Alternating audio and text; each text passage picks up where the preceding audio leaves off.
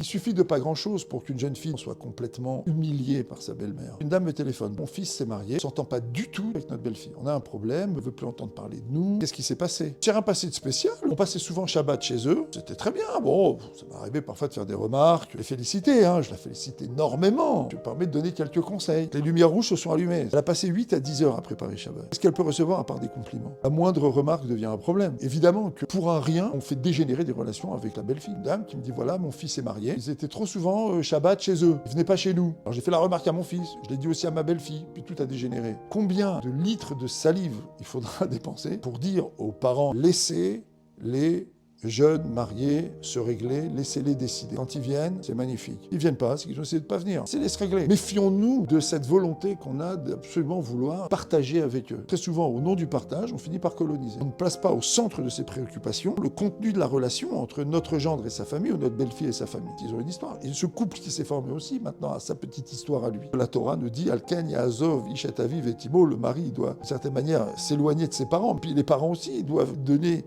une certaine indépendance aux enfants, parce que sinon ça marche pas, ça peut pas marcher. Et ça dégénère très souvent avec des petites choses qui deviennent des drames.